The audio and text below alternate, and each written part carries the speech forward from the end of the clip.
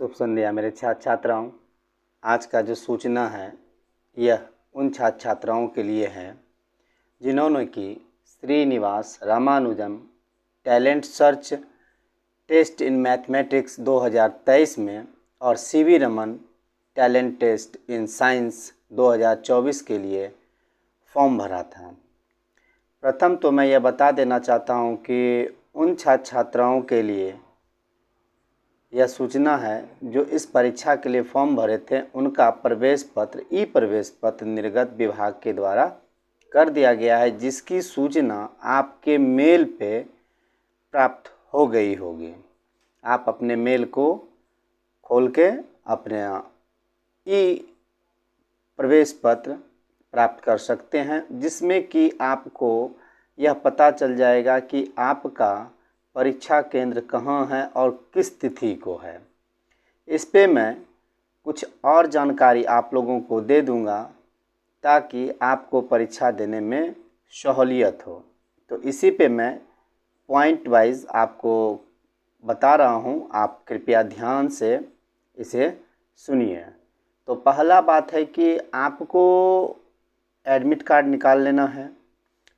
उसके बाद इस पे किसी भी प्रकार की अगर जानकारी लेनी हो तो मैं एक साइट बताता हूं, आप उस साइट पे जाके सूचना एकत्रित कर सकते हैं।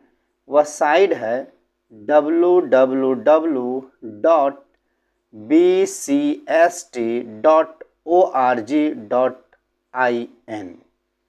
जो साइट मैं आपको कहा उस साइट पे जाके आप और बहुत सारी जानकारी प्राप्त कर सकते हैं।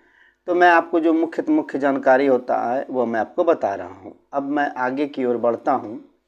तो यह परीक्षा फॉर्म वर्ग अष्टम और वर्ग नवम के छात्र छात्राओं ने भरा था। तो वैसे छात्र छात्रा जिन्होंने कि गणित और विज्ञान दोनों या एकल या तो गणित या विज्ञान, 9th में भी वैसे स्टूडेंट जिन्होंने कि गणित विज्ञान दोनों या किसी एक में या तो गणित या विज्ञान का फॉर्म भरा है, उनके प्रवेश पत्र पे परीक्षा की तिथि अंकित है। उसी में यह परीक्षा 4 पाली में होगी। प्रथम 2 पाली वर्ग अष्टम के लिए और अंतिम के जो 2 पाली होंगे वह वर्ग नवम के होंगे। तो प्रथम जो अष्टम के छात्र छात्राओं के लिए परीक्षा होगा उसकी समय आपका रहेगा 10 बजे से लेके 11 बजे तक।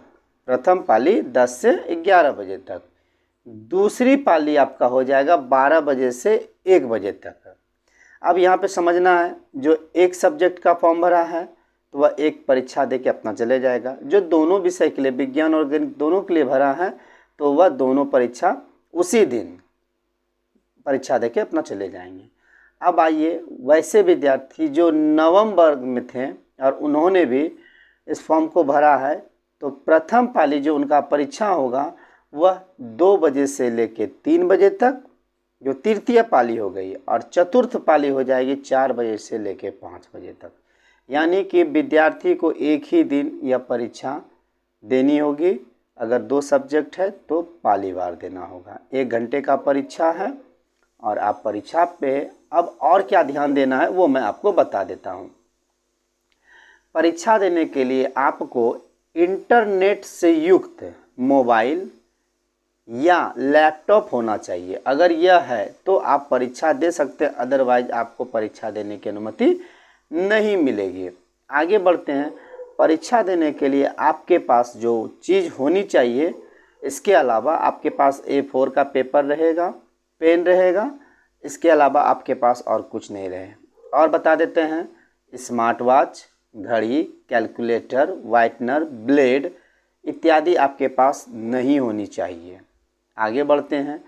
अगर आप कदाचार में संलिप्त पाए जाते हैं तो बिहार विद्यालय परीक्षा संचालन अधिनियम 1981 के अंतर्गत आपके ऊपर कार्रवाई भी हो सकती है।